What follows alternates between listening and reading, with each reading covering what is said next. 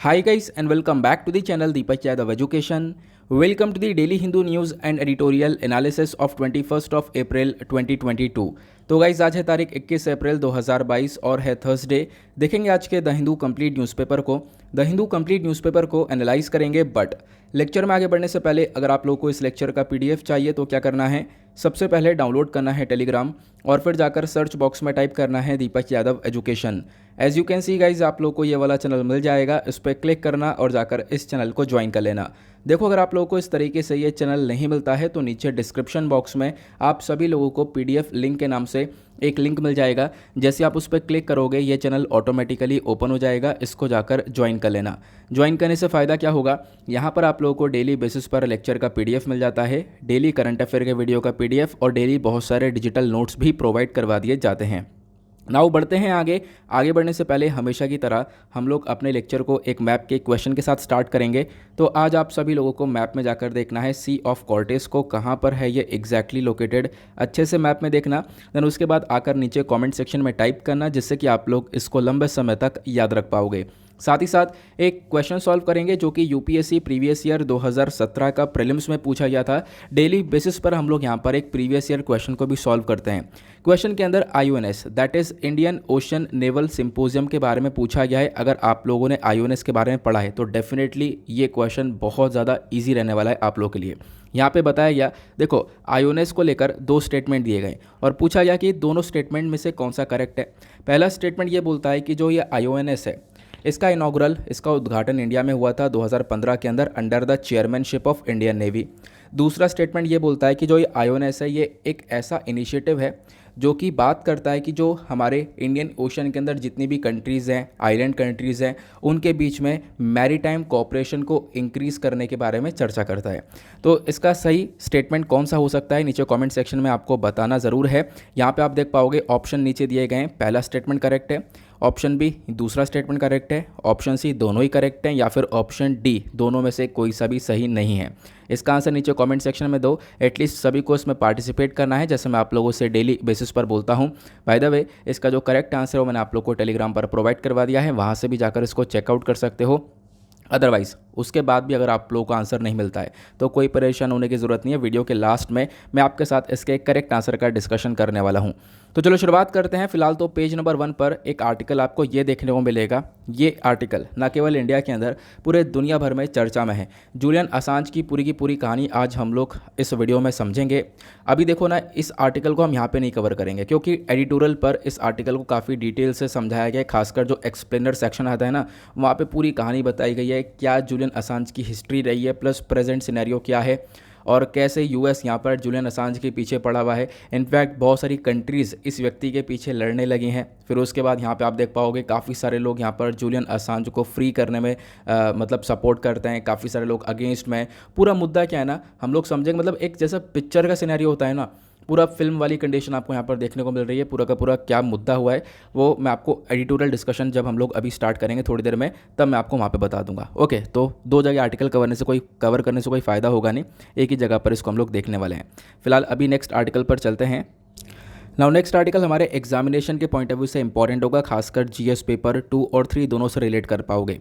बात की गई है एमजी नरेगा के बारे में, Mahatma Gandhi national rural employment guarantee act के बारे में। अब आपको पता होगा ये एक ऐसी स्कीम है जिसके अंदर जो हमारी सरकार है वो रोज़गार देती है, खासकर मजदूरी प्रोवाइड करवाती है। ऑब्वियस सी बात है, जब कोई व्यक्ति काम कर रहा है, खासकर जो अनस्किल्ड लेबर्स हैं, तो उनको उनके काम की मजदूरी मिलती है। लेकिन आज के टाइम पर ये एमजी नरेगा स्कीम इतनी ज़्यादा चर्चा में इसलिए है क्योंकि यहाँ पर बहुत सारे केसेस देखने को मिल रहे हैं कि लोगों को पेमेंट नहीं मिल रही है, ठीक है, या फिर पेमेंट मिल रही है तो 2-2 3-3 महीने बाद मिल रही है, बहुत डिले पेमेंट हो रही है, ठीक है, जिसकी वजह से एमजी नरेगा स्कीम के प्रति यहाँ पर लोगों का जो इंटरेस्ट है वो खत्म होता हुआ नजर आ रहा है। उसी में से एक केस और देखने को मिला। देखो, जो non payment of MG NREGA का वेज का केस है, इसको लेकर एक प्ली जारी किया गया सुप्रीम कोर्ट के अंदर कि भाई यहाँ पर एमजी नरेगा स्कीम के अंदर में प्रॉपरली पेमेंट नहीं हो पा रही है और एग्जैक्टली यहाँ पर काफ़ी सारे लोगों को पेमेंट नहीं मिल पाई है। तो इस पूरे मुद्दे की प्ली जारी करी गई सुप्रीम कोर्ट के अंदर। सुप्रीम कोर्ट ने इस चीज़ को अग्री भी किया और हमारे chief justice of India NV. Raman साहब ने बोला है चलो एक लिस्ट प्रिपेयर करो, और साथ ही साथ यहाँ पर कोर्ट से बोला भी है कि हम लोग इस केस की जल्दी सुनवाई करेंगे। और मतलब इस केस की जल्दी सुनवाई करनी होगी क्योंकि अपने आप में एक इंपॉर्टेंट मुद्दा देखने को मिल जाता है। यहाँ पे बताया गया, देखो जो हमारे प्रशांत भूषण साहब हैं, इनके थ्रू यहाँ पे बोला गया कि आज के टाइम पर एक बहुत बड़ा कारण ये भी देखने को मिलेगा कि जो हमारी स्टेट गवर्नमेंट है, राज्य सरकार है, यहाँ पर आपको फंड का शॉर्टेज देखने को मिलेगा। लगभग 9,682 करोड़ रुपीस का शॉर्टेज हुआ है नवंबर 26 2021 के आसपास का ये डेटा है। तो मतलब स्टेट्स के पास में पैसा भी नहीं है इस स्कीम के अंडर में। अब वो जो फंड का शॉर्टेज है उसी की वजह से यहाँ पर जो लोगों ने काम किया है उनको हम लोग वेजेस नहीं दे पाए, उनकी मजदूरी नहीं दे पाए। ठीक है, तो ये बात यहाँ पे बताई जा रही है। तो फिलहाल आपको पता होगा ये एक इंपॉर्टेंट टॉपिक है, बहुत सारे एग्जामिनेशन में एमजी नरेगा को लेकर काफ़ी सारे क्वेश्चन पूछ लिए गए हैं। और रिसेंटली हमने अभी एक मेंस का क्वेश्चन भी लिखा था, आपको याद होगा। हाँ, मेंस के क्वेश्चन से याद आया, डेली बेसिस पर एक मेंस का क्वेश्चन भी लिखा जाता है, आपको पता होगा इसके बारे में। तो जब हम लोग अपना एडिटोरियल स्टार्ट करेंगे तो उससे पहले मैं आप लोग को एक मेंस का क्वेश्चन रोज़ाना देता हूँ, तो आज भी मिलेगा।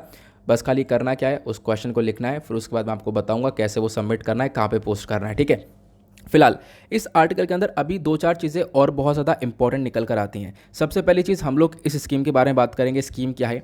फिर उसके बाद हम डिस्कस करेंगे आखिरकार इस स्कीम में प्रॉब्लम्स क्या क्या देखने को मिलती हैं। ठीक है, तो एमजी नरेगा के बारे में बात करें तो आज के टाइम पर भी दुनिया में एक जो सबसे बड़ी गारंटी प्रोग्राम स्कीम आप कह सकते हो, वर्क गारंटी प्रोग्राम स्कीम, वो यहाँ पे कहलाती है। मतलब कि इतनी बड़ी स्कीम दुनिया भर में किसी भी कंट्री के पास नहीं देखने को मिलेगी जो कि लोगों को काम दे रही है।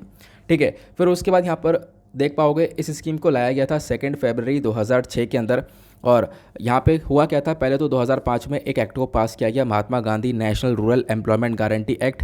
ये पास होता है 23 अगस्त 2005 में। उसके बाद यहाँ पर प्रॉपरली ये वर्किंग में आता है अगले साल से। अब इसके ऑब्जेक्टिव क्या है? ऑब्जेक्टिव ये है कि जो भी यहाँ पर अनस्किल्ड वर्कर्स हैं, ठीक है, जिनके पास कोई स्किल्स नहीं है, तो उनको यहाँ पर काम देना, काम देने के बाद उनको यहाँ पर उनके काम की मजदूरी देना। लगभग यहाँ पर मिनिमम 100 दिन का काम ये प्रोवाइड करवाने के बारे में चर्चा करता है एमजी नरेगा, कि मतलब मिनिमम 100 दिन का काम तो इन लोगों को मिलेगा। ठीक है, इससे ऊपर भी मिल सकता है, ये हम लोग देख पाएंगे। साथ ही साथ यहाँ पे बताया गया कि आप लोग देख पाओगे कि इस प्रोग्राम के अंदर सबसे इंपॉर्टेंट बात यह है कि आपको यहाँ पर काम मिलता ही मिलता है। एक गारंटी स्कीम आपको ये देखने को मिल जाती है, प्लस आपको यहाँ पर ये देखने को मिलेगा कि वीमेंस भी काम करती हैं। इस पूरे स्कीम के अंदर जितने भी बेनिफिशियरी हैं, मतलब जितने भी लोग यहाँ पर फ़ायदा ले रहे हैं इस स्कीम का, इसमें से 1/3 जो बेनिफिशियरी हैं वो आपको वेमेन देखने को मिलती हैं। फिर जो पैसा वगैरह दिया जाता है, मतलब जो मजदूरी दी जाती है, वो मिनिमम वेज एक्ट 1948 के अकॉर्डिंग दी जाती है। तो आप लोग यहाँ पर ध्यान रख सकते हो। बाकी यहाँ पर एक चीज़ और आपको देखने को मिलेगी, सबसे इंपॉर्टेंट बात यहाँ पर ये निकल कर आती है इस स्कीम को लेकर कि जब भी आपने अप्लाई किया, मान लो किसी ने भी अप्लाई किया, तो 15 दिन के अंदर अंदर यहाँ पर उसको काम मिल जाता है। अगर 15 दिन के अंदर काम नहीं मिलता है तो उसको कुछ ना कुछ अनएम्प्लॉयमेंट अलाउंस वगैरह प्रोवाइड करवा दिया जाता है, ताकि वो अपनी लाइवलीहुड को आगे बढ़ा सके। तो ये सारे आपको ऑब्जेक्टिव्स, इसका एम, इसका लॉन्चिंग कब हुई थी, वो सारी चीज़ें पता चल गई। ये बेसिक सी बातें हो गई जो कि डायरेक्टली पूछ ली जाती हैं। अब बात करते हैं कुछ एनालिसिस की। एनालिसिस यहाँ पर यह है कि इस स्कीम की इतनी बुरी हालात कैसे हो गए, ठीक है, या फिर आप कह सकते हो इसमें क्या क्या प्रॉब्लम्स देखने को मिल रही है। सबसे बड़ी प्रॉब्लम इस स्कीम की देखने को मिलती है रेडिकुलस लो वेज रेट, मतलब मजदूरी आज के टाइम पर बहुत बहुत कम देखने को मिलती है। एग्जैक्टली बताया गया, हमारे पास एक नेशनल सैंपल सर्वे ऑफिस हुआ था, ठीक है। अब यहाँ पर इसका डेटा है 2017 का, मतलब इस सर्वे ऑफिस का 2017 का एक डेटा है। इन्होंने सर्वे किया और बताया कि लगभग जो मेन का वेज है वो पर डे का 264 है, और विमेन का जो वेज है मजदूरी वो 205 है। तो आप लोग खुद समझ पाओगे, 264 रुपये मेन को मिल रहे हैं और 205 रुपये विमेन को मिल रहे हैं, जो कि बहुत ज़्यादा कम वेज आज के टाइम पर ये देखने को मिल जाता है। देन उसके बाद दूसरी सबसे बड़ी प्रॉब्लम है इनएडिक्वेट फाइनेंसिंग। देखो, फंड की कमी की वजह से जो हमारी जो राज्य सरकार है, ऑब्वियसली बात है, राज्य सरकार यहाँ पर इस पूरे स्कीम को परफॉर्म कर रही हैं, चला रही हैं। तो स्टेट गवर्नमेंट्स के पास जब फंड की कमी हो जाती है तो इसकी वजह से क्या होता है, वो पैसा प्रॉपर दे नहीं पाते, पेमेंट्स के अंदर डिले होने लगती है, या फिर आप कह सकते हो कि जो ये पेमेंट्स हैं वो नॉन पेमेंट के अंदर आ जाती हैं, मतलब लोगों को पैसा मिलता ही नहीं अपने काम का। ये चीज़ें देखने को मिलती हैं। डिले इन पेमेंट के बारे में मैंने आपको बता दिया। देखो, जो ज़्यादातर स्टेट्स हैं वो 15 दिन के अंदर अंदर वेज नहीं दे पाते। वैसे तो आपको 15 दिन के अंदर अंदर जो लोग हैं उनको अपना जो भी काम किया है उनका, तो उनके काम का जो भी मजदूरी है वो देनी पड़ती है। बट अगर आप लोग देख पाओगे केसेस जो निकल कर आ रहे हैं उसके बेसिस पर हमने देखा है, पिछले महीने कह रहा हूँ, पिछले साल हमने दिवाली के टाइम पे पढ़ा था, आपको याद होगा कि जो ये एमजी नरेगा है इसके अंदर जो लोगों को वेज जा रही है वो 2-2 3-3 महीने वाली लेट वाली वेज जा रही है। है ना। तो मतलब ये सिनेरियो देखने को मिल रहा है कि जो वेजेस है वो काफ़ी हद तक लेट हो चुके हैं इस स्कीम के अंदर में, क्योंकि फंडिंग का एक बहुत बड़ा शॉर्टेज देखने को मिलेगा। ये यहाँ पर 3-4 प्रॉब्लम हो गई। नेक्स्ट प्रॉब्लम है कि जो पंचायती राज इंस्टीट्यूशन है वो प्रॉपरली काम नहीं कर पा रहे हैं, ठीक है। अब उनका प्रॉपरली काम नहीं है, अगर वो प्रॉपर काम कर पाएँ इसके अंदर तो इस एक्ट को हम लोग अच्छे से इम्प्लीमेंट कर सकते हैं। उसके बाद यहाँ पर एक चीज़ और देखने को मिलेगा कि देखो कभी कभी ऐसा होता है कि इस स्कीम के अंदर बिल्कुल भी काम नहीं मिल पाता है, ठीक है। तो आपको यहाँ पर ऐसे वाले केसेस थोड़े से ज़्यादा देखने को मिल जाएंगे, तो ये भी अपने आप में एक बहुत बड़ी प्रॉब्लम बन जाती है। तो ये तो सारी प्रॉब्लम्स हो गई एमजी नरेगा की। अब बात करते हैं इसके सॉल्यूशंस क्या हो सकते हैं। पहला सॉल्यूशन यहाँ पर ये होगा कि भाई आप इंश्योर करो कि अगर एक व्यक्ति ने अप्लाई किया तो उसको काम मिल ही जाए, है ना। अब उसको काम मिल जाएगा तो ज़्यादा बेहतर रहने वाला है। साथ ही साथ यहाँ पर दूसरी चीज़ इंश्योर करो कि जो भी आपने यहाँ पर वेजेस वगैरह देने के बारे में डिसाइड कर रखा है उस वेजेस को आप लोग थोड़ा सा इक्वल लेकर आओ, क्योंकि यहाँ पर आप देख पाओगे जेंडर इनइक्वालिटी भी देखने को मिल जाती है। यहाँ पर वेमेन को पैसा कम मिल रहा है as compare to the man, तो इसको बराबर करो। फिर उसके बाद यहाँ पर आप लोग देख पाओगे जो ये स्कीम है इसको मजबूत करने के लिए जो अलग अलग गवर्नमेंट डिपार्टमेंट्स हैं वो बेसिकली आएँ साथ में, और ज़रूरत है उनको कि वो साथ में मिलकर यहाँ पे काम करें। एक बेटर कोऑर्डिनेशन होगा तो यहाँ पर स्कीम और ज़्यादा मजबूत बन पाएगी। क्लियर हुआ। तो ये सारे हमारे वे फॉरवर्ड या फिर हमारे सजेशंस हो सकते हैं कि हम लोग क्या क्या लिख सकते हैं। क्लियर हुआ। तो ये पूरा मुद्दा हमने अच्छे से कवर कर लिया। इसके बराबर में ही आपको एक आर्टिकल ये देखने को मिलेगा, यहाँ पे मेंशन किया गया है जो 6th स्कॉर्पियन है वो आपको देखने को मिलेगी जल्दी, मतलब अगले साल ही हमारी इंडियन नेवी के अंदर वर्क करती हुई नजर आएगी। स्कॉर्पियन क्या है, तो एक जहाज़ है, इंडियन नेवल शिप वक्शीर नाम का ये जहाज़ आपको देखने को मिलेगा। ये छठा और last French scorpion class submarine आपको देखने को मिलेगी। सॉरी मैंने जहाज़ बोल दिया, सबमरीन है INS वक्शीर, ठीक है। अब इसको यहाँ पे लॉन्च किया गया है वाटर के अंदर में, कहाँ पर, खासकर मुंबई में। अब ये प्रॉपरली लॉन्च हो चुकी है। हुआ क्या था मैं आपको थोड़ा सा इसका इतिहास बताता हूँ। हिस्ट्री में हम लोगों ने फ्रांस के साथ में एक डील साइन करी थी। आप कह सकते हो कि प्रोजेक्ट 75 यहाँ पे करके एक डील हम लोगों ने साइन करी है, और जहाँ पे हमने डिसाइड किया कि जो फ्रांस है वो हम लोगों को सबमरीन्स बनाकर देगा, ठीक है, पनडुब्बियाँ हम लोग को बनाकर देगा। और वो सबमरीन्स को लेकर जो ये डील हुई थी वो हुई थी $3.75 बिलियन की। वो कब हुई थी, अक्टूबर 2005 में। और हमने डिसाइड किया था इस डील में फ्रांस हम लोग को क्या क्या देगा, INS कलवरी नाम की यहाँ पर एक सबमरीन देने वाला है। इसको हम ऑलरेडी कमीशन कर चुके हैं दिसंबर में।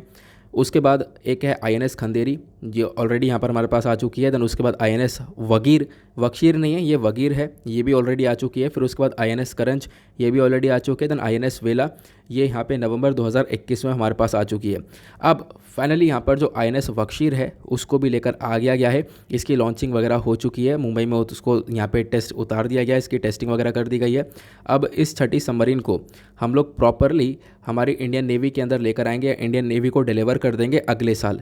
2-4 यहाँ पे ट्रायल होने के बाद में इंडियन नेवी को इसको दे दिया जाएगा, इस पूरे सबमरीन को। क्लियर हुआ।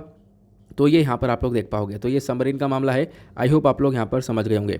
बाकी मैंने अभी यहाँ पर इसी पूरे आर्टिकल के अंदर एक प्रोजेक्ट के बारे में चर्चा की है, वो क्या है, वो है प्रोजेक्ट 75, जिसके अंदर ये सारी डील की गई है। तो प्रोजेक्ट 75 क्या है, तो वो आप लोग यहाँ पर देख पाओगे। एक प्रोग्राम है इंडियन नेवी का, जहाँ पे हमारा फोकस ये था कि हम लोग 6 स्कॉर्पियन क्लास के अटैक सबमरीन्स को बनाने वाले हैं, ठीक है। इसमें यहाँ पर 6 सबमरीन्स कौन कौन सी होगी मैंने आपको बता दिया। वो है यहाँ पर INS कलवरी, देन खंदेरी, वगीर, वक्शीर और उसके बाद INS वेला, ठीक है। ये हमारी कुछ 6 सबमरीन्स हैं जिसको लेकर हमने 2005 में डील करी थी, और वो अब यहाँ पर पूरी होती हुई नज़र आ गई है। क्लियर हुआ। तो एक छोटी सी इन्फॉर्मेशन थी जिसको ध्यान रख सकते हो। बाकी हाँ, एक और इन्फॉर्मेशन ध्यान में रख सकते हो, वो ये है कि यहाँ पर इन सबमरीन्स के अंदर AIP सिस्टम लगाया जाएगा, एयर इंडिपेंडेंट प्रोपल्शन सिस्टम को इंस्टॉल किया जाएगा, ताकि जो ये सबमरीन है वो लंबे समय तक पानी के अंदर रह पाए, ठीक है। क्योंकि ये जो सबमरीन्स हैं स्कॉर्पियन सबमरीन्स, ये ज़्यादा समय तक पानी में नहीं रह पाती हैं।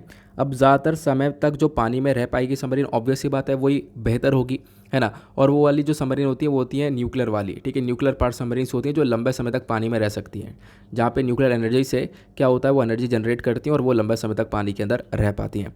क्लियर हुआ। तो एक छोटी सी इन्फॉर्मेशन है। देन उसके बाद आगे चलते हैं अगले आर्टिकल पर।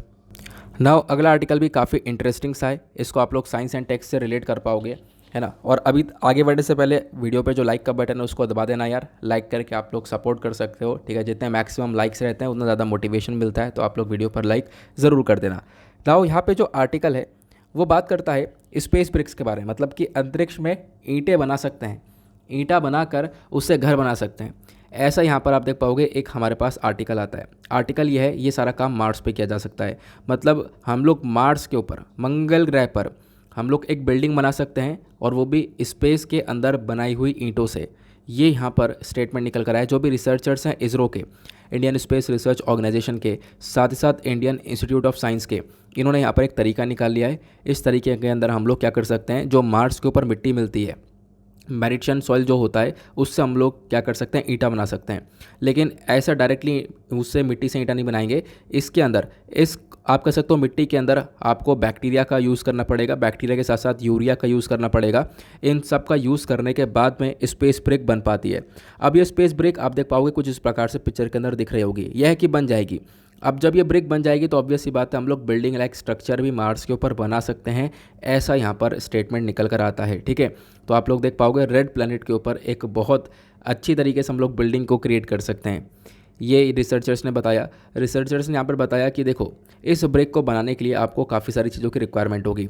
आपको पहले क्या करना होगा, जो ये मिट्टी है, मिट्टी के अंदर ग्वार गम और साथ साथ जो बैक्टीरिया है, बैक्टीरिया का नाम यहाँ पर बताया गया है स्पोरोसैरसिना पैस्चुअरी, तो इस बैक्टीरिया को ऐड करना होगा, साथ साथ यूरिया को, देन उसके बाद निकेल क्लोराइड को। ये 3-4 चीज़ें ऐड करने के बाद में हम लोग क्या कर सकते हैं, इसको किसी शेप के अंदर पोर कर सकते हैं, गिरा सकते हैं, और उसके बाद यहाँ पर क्या होगा, उसको एक शेप दे देंगे। वो ऑब्वियस सी बात है उस प्लेट के अंदर जो भी है उस जिसमें हमने डाला वो शेप ले लेगा। और कुछ दिन बाद यहाँ पर आप देख पाओगे वो जो बैक्टीरिया है, बैक्टीरिया क्या करेगा, कन्वर्ट कर देगा यूरिया को क्रिस्टल ऑफ कैल्शियम कार्बाइड के अंदर में। ठीक है, इसी वजह से बैक्टीरिया और यूरिया दोनों डाला गया है। और क्या होगा, इससे आप कह सकते हो ब्रिक्स हम लोग को बनती हुई नजर आएंगी। ये जो मेथड है अपने आप में इंपॉर्टेंट है, और खासकर बताया गया जो ब्रिक्स होंगी वो मजबूत ब्रिक्स होंगी, ऐसा नहीं है कमज़ोर ब्रिक्स होंगी। एक मजबूत ब्रिक हम लोग को देखने को मिल सकती है। तो बेसिकली यहाँ पर बोला गया ये एक अच्छा स्टेप है कि हम लोग ब्रिक्स बना सकते हैं, खासकर मार्स के ऊपर बैठकर। क्लियर हुआ? तो ये इन्फॉर्मेशन एक नई रिसर्च निकल कर आती है। बाकी मार्स के बारे में कुछ और इन्फॉर्मेशन आपके पास होनी चाहिए, इंपॉर्टेंट है। सबसे पहली चीज़, हम लोग मार्स के साइज़ और डिस्टेंस के बारे में बात करें तो ये एक चौथा प्लैनेट है सन से, आपको पता होगा, है ना। तो चलो सीक्वेंस बता दो क्या क्या है। ठीक है, बहुत सारे लोगों को मालूम ही नहीं होगा कि हाँ सीक्वेंस क्या है सोलर सिस्टम का। वैसे तो रटा हुआ होगा यार, काफ़ी बार तो हम लोगों ने पढ़ रखा, रटा हुआ होगा, है ना। चलो कोई बात नहीं। यहाँ पे फिलहाल जो मार्स है वो आपको चौथा प्लैनेट देखने को मिलेगा इसी पूरे सोलर सिस्टम के प्लैनेट्स की लाइन के अंदर में। देन उसके बाद आप लोगों को यहाँ पर देखना भी ये भी है कि पूरे के पूरे हमारे सोलर सिस्टम है जो सेकंड स्मॉलेस्ट प्लैनेट है वो यहाँ पर मार्स कहलाता है। मार्स का जो साइज़ है वो अर्थ से आधा है, हमारी पृथ्वी से थोड़ा सा आधा साइज़ यहाँ पर देखने को मिल जाता है मार्स का। फिर उसके बाद यहाँ पे बताया गया, लेकिन देखो भले ही अर्थ से साइज़ छोटा हो लेकिन अर्थ के साथ में सिमिलैरिटी बहुत सारी है, मतलब कि अर्थ के साथ में काफ़ी सिमिलर नज़र आता है। जैसे जैसे बात करते हैं, पहला पॉइंट यहाँ पे बताया गया, जो मार्स है वो सन को ऑर्बिट करता है, वो अपना एक रोटेशन कंप्लीट करता है 24.6 घंटे के अंदर। और अर्थ भी यहाँ पर अपना जो पूरा का पूरा जो ये काम है वो 23.9 घंटे के अंदर पूरा करता है ना। तो आप लोग देख पाओगे एक रोटेशन 23.9 आवर्स में अर्थ पूरा कर रहा है और एक ही रोटेशन मार्स भी 24.6 आवर्स, मतलब थोड़ा सा डिफरेंस है बट सिमिलैरिटी बहुत ज़्यादा आपको देखने को मिल जाती है ना। फिर उसके बाद और क्या बताया गया, जैसे कि मार्स के ऊपर भी आपको बहुत सारे अलग अलग सीजन्स देखने को मिलेंगे, जैसे अर्थ पर होते हैं, अर्थ पर पृथ्वी पर अलग अलग आपको सीज़न देखने को मिलते हैं, वैसे ही मार्स पर हैं। बस क्या है कि मार्स पर सीज़न थोड़े से लंबा हो जाते हैं, अर्थ पर आप लोग देख पाओगे यहाँ पर थोड़े छोटे छोटे सीज़न रहते हैं और बदलते रहते हैं। फिर उसके बाद कुछ और भी फीचर्स देखने को मिलेंगे। आपको पता होगा मार्स को रेड प्लैनेट बोलते हैं। अब लाल ग्रह यहाँ पर इसको क्यों बोला जाता है, इसके पीछे का रीज़न क्या है, तो इसके पीछे का रीज़न है ऑक्सीडेशन और रस्टिंग ऑफ आयरन। जो आयरन है मतलब कि आप कह सकते हो जो लोहा है उस पर जंग लग जाती थोड़ा सा लाल सा दिखाई पड़ता है ना, तो वो यहाँ पर हुआ है। यहाँ पर मार्स के ऊपर जो चट्टान है, जो रॉक्स हैं, उनके ऊपर यहाँ पर रस्टिंग देखने को मिली है, उनके ऊपर यहाँ पर इस प्रकार से ये रेड कलर की रस्टिंग देखने को मिली है, और इसी वजह से जो ये मार्स हम लोग को ये लाल कलर का दिखाई देता है। उसके बाद यहाँ पे और क्या बताया गया, साथ साथ आप लोग देख पाओगे मार्स के ऊपर, मतलब पूरे जो हमारा सोलर सिस्टम है, पूरे सोलर सिस्टम में एक सबसे बड़ा जो वोल्केनो है, लार्जेस्ट वोल्केनो, वो मार्स के ऊपर पाया जाता है, जिसका नाम है ओलिम्पस मोन्स। ठीक है, ये आपको नाम दिख रहा होगा। साथ ही साथ मार्स के पास 2 चंद्रमा नज़र आते हैं। वो चंद्रमा का नाम है, एक का नाम है फोबस और एक का नाम है देमोस। तो यहाँ पर दोनों के नाम भी ध्यान में रख सकते हो। तो ये कुछ स्टैटिक सी इन्फॉर्मेशन थी मार्स को लेकर, ये हमने कवर कर ली है। चलो अगले आर्टिकल पर आते हैं, और क्या है हमारी इंपॉर्टेंट। देन उसके बाद एक आर्टिकल आपको यहाँ पर देखने को मिलेगा, ये भी इंपॉर्टेंट आर्टिकल है। बात की है वीट के बारे में।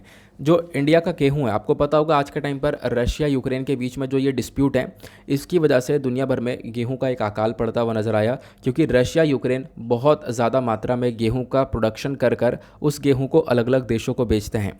और अगर हम लोग ये तो बेचने वाले में चर्चा हो गई कि हाँ रशिया यूक्रेन एक टॉप कंट्रीज देखने को मिलती है, इंडिया भी यहाँ पर देखने को मिलता है, बस खाली फ़र्क ये है कि इंडिया के अंदर कंजम्पशन ज़्यादा होता है, हम लोग कंज्यूम ज़्यादा कर लेते हैं क्योंकि यहाँ पर पॉपुलेशन का भी एक बहुत बड़ा डिफरेंस देखने को मिल जाता है। बट बात करें कि कौन सी कंट्री है जो कि सबसे ज़्यादा वीट कंज्यूम करती है, मतलब सबसे ज़्यादा खरीदती है, तो वो इजिप्ट है। इजिप्ट पूरे दुनिया में एक ऐसी कंट्री है जो कि सबसे ज़्यादा गेहूँ को खरीदता है, तो आप लोग ध्यान रख सकते हो।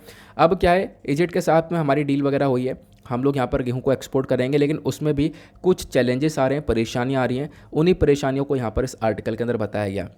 तो इंडिया ने यहाँ पर ऑफर दिया था कि भाई हम लोग सस्ता वीट आपको दे सकते हैं, ठीक है। इजिप्ट ने यहाँ पर इस चीज़ को एक्सेप्ट भी किया। लास्ट वीक यहाँ पे क्या हुआ, इजिप्ट के एग्रीकल्चर मिनिस्टर ने अनाउंस भी कर दिया था कि चलो हम लोग अप्रूव कर रहे हैं, भारत से हम लोग वीट इंपोर्ट करेंगे, गेहूं को खरीदेंगे, लेकिन इसके पीछे कुछ कंडीशंस होंगी। ऐसे नहीं, कुछ कंडीशंस होंगी, उस कंडीशन के बेसिस पर गेहूं को खरीदा जाएगा।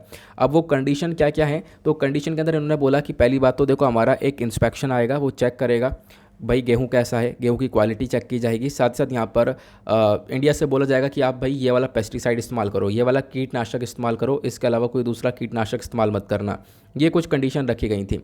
और एग्जैक्टली यहाँ पर जो उनका एग्रीकल्चर डिपार्टमेंट है, उनके मेंबर का कहना यह है कि खासकर देखो हम लोग डील तो कर रहे हैं, लेकिन ऐसा नहीं कि हम लोग कुछ भी एक्सेप्ट कर लेंगे, यहाँ पे कुछ कंडीशन होगी। वो कंडीशन क्या होंगी मैंने आप लोग को थोड़ी देर पहले बता दी है, ठीक है। कि यहाँ पर कंडीशन के अंदर एक अच्छी क्वालिटी का जो वीट है वो यहाँ पर ये एक्सपेक्ट कर रहे हैं, ठीक है। क्वालिटी कंसर्न्स वाली प्रॉब्लम ना देखने को मिले, ये यहाँ पर इजिप्ट का पूरा फोकस है कि हमें जो क्वालिटी मिले वो प्रॉपर क्वालिटी मिले, ठीक है। इसको लेकर हम भी पहले बोल चुके हैं कि देखो आपको क्वालिटी अच्छी मिलेगी, डेफिनेटली जो गेहूँ है वो आपको अच्छा ही मिलने वाला है।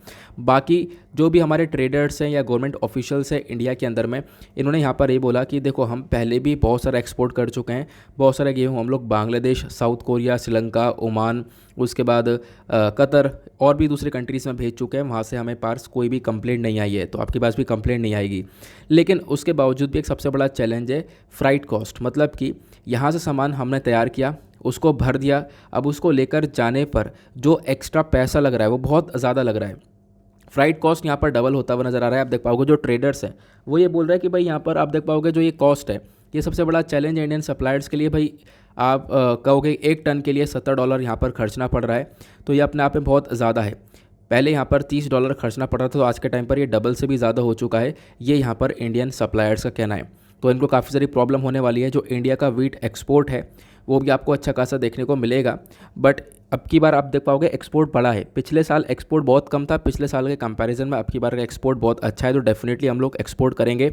बाकी रशिया या यूक्रेन का बीच का डिस्प्यूट की वजह से हम लोग को ये अपॉर्चुनिटी मिली है कि हम लोग इजिप्ट को एक्सपोर्ट करें, लेकिन इसमें सबसे बड़ा चैलेंज वही है कि हम लोग क्या करें कि भाई पैसा अभी जो फ्राइट कॉस्ट है वो ज़्यादा लग रही है, ट्रांसपोर्टेशन कॉस्ट वगैरह वो ज़्यादा लग रही है, ठीक है। ये यहाँ पर कुछ इश्यूज़ निकल कर आते हैं, तो ये इश्यूज़ को समझाया गया। आगे चलते हैं अगले आर्टिकल पर। नेक्स्ट यहाँ पर आपको एक दो छोटे छोटे आर्टिकल देखने को मिलेंगे, जैसे कि हमारे पीएम मोदी ने लॉन्च कर दिया एक नया प्लान गुजरात के अंदर में, खासकर गुजरात ट्राइबल एरियाज़ के अंदर में। आपको पता होगा गुजरात में 3 दिन की विजिट पर हैं पीएम मोदी, तो वहाँ पर जाकर काफ़ी कुछ अनाउंसमेंट ऑलरेडी कर चुके हैं। कल मैंने आपको बताया भी था, डेयरी सेक्टर के मामले में काफ़ी कुछ अनाउंसमेंट हुआ है। साथ ही साथ इन्होंने वेडनेसडे में उद्घाटन किया है कुछ प्रोजेक्ट्स का, लगभग बोला गया 20,000 करोड़ रुपये यहाँ पर खर्चे जाएंगे लोकोमोटिव मैन्युफैक्चरिंग यूनिट के ऊपर। गुजरात का जो दाहोद शहर है वहाँ पर ये पैसा खर्चा जाएगा। उसके साथ साथ यहाँ पर इलेक्ट्रिक लोकोमोटिव्स का भी यहाँ पर आप कह सकते हो अनाउंसमेंट हो चुका है, उसके लिए भी पैसा खर्चा जाएगा दाहोद डिस्ट्रिक्ट के अंदर में। और यहाँ पर पीएम मोदी का कहना यह है कि मेक इन इंडिया जो प्रोजेक्ट है उसका सेंटर जो है मुझे गुजरात बनाना है, तो गुजरात के अंदर ये सारा इन्वेस्टमेंट वगैरह आप लोग देख पाओगे होता हुआ नज़र आ रहा है। तो अगेन कोई ऐसी इंपॉर्टेंट इन्फॉर्मेशन, खास इन्फॉर्मेशन नहीं है, तो आप लोग स्किप भी कर सकते हो। उसके ऊपर एक और छोटा सा आर्टिकल देखने को मिलेगा, हमारी केंद्र सरकार का स्टेटमेंट देखने को मिल जाता है। यहाँ पे इन्होंने बोला कि देखो कि जो आज के टाइम पर इंटरनेशनल मॉनेटरी फंड है, इंटरनेशनल मॉनेटरी फंड के पास श्रीलंका वाले भागे हैं। श्रीलंका के अंदर हालात आपको पता है बहुत ज़्यादा ख़राब हैं। अब इनको पैसे की आवश्यकता है, तो पैसे की आवश्यकता पूरी करने के लिए आईएमएफ के पास में पहुँचे। अब आईएमएफ के पास पहुँचे, आईएमएफ से डिमांड की भाई हम लोग को $4 बिलियन का बेल आउट पैकेज दे दो। अब इसको लेकर हमारी जो केंद्र सरकार है वो ये बोलती है, खासकर निर्मला सीतारमण जी बोलती हैं ठीक है यहाँ पर देना चाहिए। वैसे तो मतलब कि हमारा स्टेटमेंट है, बस खाली ये स्टेटमेंट ये है कि बिल्कुल जो IMF है उसको मदद करनी चाहिए श्रीलंका की, मतलब यहाँ पर काफ़ी ज़रा पैसा देना चाहिए ताकि वो जो कंट्री है वो थोड़ा सा यहाँ पर रिकवर कर सके, क्योंकि कंट्री के हालात बहुत ख़राब हैं। अदरवाइज़ आने वाले टाइम पर कंट्री के सिचुएशन और भी ज़्यादा बेकार होने वाली, कंट्री फेल मार जाएगी। ठीक है, तो बेसिकली हमारा एक छोटा सा स्टेटमेंट है कि हाँ बिल्कुल मदद करनी चाहिए IMF को, बस और कुछ नहीं है। अब आगे चलते हैं, डायरेक्टली एडिटोरियल डिस्कशन पर आते हैं। तो एडिटोरियल्स पर हमारे पास आज 3-4 आर्टिकल हैं और ज़बरदस्त आर्टिकल हैं। एक आर्टिकल ये है, आपको पता होगा रिसेंटली दिल्ली के बारे में काफ़ी चर्चा हो रही है, तो यहाँ पे हम लोग समझेंगे आखिरकार ये मुद्दा क्या निकल कर आ रहा है। ये बात की जा रही है Delhi municipal corporation amendment act 2022 के बारे में। तो ये अमेंडमेंट एक्ट क्या है, चलो मैं आप लोग को समझा दूंगा आज। ठीक है, अच्छे से बताया गया, फेडरलिज्म के अगेंस्ट में यहाँ पर जा रहा है, वो सारी बातें यहाँ पे मेंशन की गई हैं। आगे चलते हैं, उसके बाद नेक्स्ट आर्टिकल के अंदर बहुत अच्छी अच्छी इन्फॉर्मेशन दी गई है। यहाँ पे ऑथर ने साइंस एंड टेक के पर्सपेक्टिव से एक इंपॉर्टेंट आर्टिकल लिखा है। जेम्स वेब टेलीस्कोप और हबल टेलीस्कोप के बारे में हम लोग बात करेंगे। तो जेम्स वेब टेलीस्कोप के क्या क्या यहाँ पर फ़ायदे देखने को मिल सकते हैं, इसमें हम लोग को क्या क्या और भी नई नई चीज़ें देखने को मिलेंगी आने वाले टाइम पर, वो यहाँ पर इन्फॉर्मेशन दी गई है ऑथर के थ्रू, ये हम डिस्कस करेंगे। देन उसके बाद यहाँ पे एक डेटा पॉइंट है, क्लाइमेट चेंज को लेकर डेटा पॉइंट दिया गया है, इसके ऊपर भी एक बार नज़र डाल लेंगे। इंपॉर्टेंट डेटा पॉइंट है, आपको काफ़ी सारी जानकारी यहाँ पे मिल जाएगी। बाकी टेक्स्ट और कॉन्टेक्स्ट पर एक आर्टिकल आपको ये देखने को मिलेगा, जैसे मैंने आपको बताया था पेज नंबर 1 पे एक आर्टिकल आया है, उसी को हम डिस्कस करने वाले हैं। जूलियन असांज के एक्सट्रेडिशन के बारे में चर्चा की जा रही है। तो अभी क्या हुआ, अभी न्यूज़ ये निकल कर आ रही है कि देखो जो UK है आज के टाइम पर यूनाइटेड किंगडम यानी कि ब्रिटेन के अंदर था जूलियन असांज, अब यहाँ पर इन जूलियन असांज को भेज दिया जाएगा US को, मतलब कि US को दे दिया जाएगा। अब US को दे दिया जाएगा, ऐसा क्यों, क्या हुआ है, क्या नहीं हुआ, क्या मुद्दा है, तो इसको भी हमें समझना होगा, है ना। उसको समझने के लिए हमें थोड़ा सा बैकग्राउंड समझना होगा, लेकिन उससे पहले मैं आप लोगों को मेंस का क्वेश्चन दे देता हूँ, जैसे मैंने आप लोगों से बोला था। तो UPSC एग्जैक्टली मेंस 2021 में क्वेश्चन पूछा गया था लैंडस्लाइड को लेकर, कल हमने इसके बारे में पढ़ा भी था, तो आपके पास एक बहुत अच्छे से इन्फॉर्मेशन भी होगी, आप उसका यूज़ करके बहुत अच्छा सा आंसर लिख सकते हो। आंसर क्या लिखना है, क्वेश्चन क्या है, क्वेश्चन ये है describes the various causes and effects of landslide. Landslide के क्या क्या यहाँ पर कारण आपको देखने को मिल जाएंगे। ठीक है, फिर साथ साथ यहाँ पर इंपॉर्टेंट कंपोनेंट्स बताओ national landslide risk management strategy के। ठीक है, या फिर आप लोग यहाँ पर इसकी जगह ये भी मेंशन कर सकते हो इस लैंडस्लाइड को हम लोग मिटिगेट या फिर हम लोग रोक कैसे सकते हैं, ये भी आपको नीचे कमेंट सेक्शन में लिख सकते हो, या फिर आप अपने पेन और पेपर पर जैसे रोज़ाना लिख रहे हो आंसर वैसे लिख सकते हो। तो लैंडस्लाइड को लेकर एक इंपॉर्टेंट क्वेश्चन यहाँ पर तैयार हो जाता है, तो आज आप लोगों को इसके ऊपर अपने पॉइंट ऑफ व्यूज़ लिखने हैं अच्छे से। फिर उसके बाद करना क्या है, पॉइंट ऑफ व्यूज़ लिखने के बाद में सर्च बॉक्स में टाइप करना है दीपक यादव एजुकेशन। ठीक है, टेलीग्राम पर जाना और टेलीग्राम पर सर्च बॉक्स में जाकर टाइप करना दीपक यादव एजुकेशन, आपको चैनल मिलेगा, आगे मेंस आंसर राइटिंग लिखी हुई है। ठीक है, अब मेंस आंसर राइटिंग वाले को ज्वाइन कर लेना। जैसे आप लोग ज्वाइन करोगे, जैसे ये कल का क्वेश्चन है, कल आपसे ब्रिक्स को लेकर क्वेश्चन पूछा गया था, ऐसे यहाँ पर एक क्वेश्चन आपको मिल जाएगा। अब उसके नीचे ये नीचे कॉमेंट्स लिखे हुए हैं। ठीक है, लगभग यहाँ पर 129 लोगों ने कल इसके अंदर पार्टिसिपेट किया हुआ है, तो यहाँ पे आप देख पाओगे ऐसे नीचे क्वेश्चन मिल जाएगा आपको, तो उसी के नीचे कमेंट लिखा हुआ होगा, तो अपना आंसर लिखो और उस वाले कमेंट पर क्लिक करना। क्लिक करने के बाद वो आपको दूसरे पेज पर लेकर चला जाएगा, वहाँ पर आप लोग अपने पिक्चर वगैरह को सेंड कर सकते हो जो भी आपने आंसर लिखा होगा। ठीक है, तो इस प्रकार से यहाँ पे आप लोग मेंस की डेली बेसिस पर आंसर राइटिंग प्रैक्टिस कर रहे हो। आगे चलते हैं, तो स्टार्ट करेंगे अपने इस वाले आर्टिकल को। बात की गई है कि अभी जूलियन असांज को जो ब्रिटेन है वो यहाँ पर दे रहा है USA को। चलो समझते हैं हम लोग। ये जो पिक्चर देख रहे हो यही है जूलियन असांज। ठीक है, अब नाम इनका जूलियन असांज है, एक जर्नलिस्ट हैं। अब ये लगातार चर्चा में रहे 2010 से यहाँ पर आप कह सकते हो लगातार चर्चा में देखने को मिलते हैं। ये विकीलीक्स के फाउंडर है, ध्यान रखना किसके, विकीलीक्स के। स्पेलिंग क्या है, WIKILEKS। ठीक है, विकीलीक के फाउंडर हैं। अब हुआ क्या है, इनकी वजह से काफ़ी सारी जो कंट्रीज़ हैं उनके बीच में लड़ाई भी होती रही है, जैसे कि UK US के बीच में काफ़ी इश्यूज़ पैदा हुए, साथ साथ UK इक्वाडोर के बीच में इश्यूज़ पैदा हुए। तो इश्यूज़ क्यों पैदा हुए, क्या था पीछे का मुद्दा, मैं आपको समझाता हूँ। ये साल 2010 की बात है, ये पूरा चार्ट एक अच्छा चार्ट मिला है। ठीक है, गूगल पर आप लोगों को मिल जाएगा, जो आप सर्च करते हो जूलियन असांज, यहाँ पे फ्लो चार्ट टाइप कर देना तो पूरे के पूरे इवेंट्स का ये आपको फ्लो चार्ट मिल जाएगा। वैसे तो आपको टेलीग्राम पर ये प्रोवाइड करवा दूंगा या PDF में आपको प्रोवाइड करवा दूंगा। ठीक है, तो 2010 के समय पे ये सारी कहानी स्टार्ट होती है। 2010 के समय में जो विकीलीक के फाउंडर हैं जूलियन असांज, ये यहाँ पे पब्लिश कर देते हैं कुछ डेटा, अमेरिका के अगेंस्ट में यहाँ पर डेटा डाला जाता है। वो यह है कि मतलब अगेंस्ट में तो नहीं कह सकते, ये बोल सकते हैं कि अमेरिका जो है इसका इन्वॉल्वमेंट इराक के अंदर उस समय क्या था, आपको याद होगा इराक अफगानिस्तान के अंदर कितने सारे वॉर चल रहे थे वहाँ पर। तो उसमें क्या हुआ, अमेरिका ने बहुत सारे लोगों की जान ली है।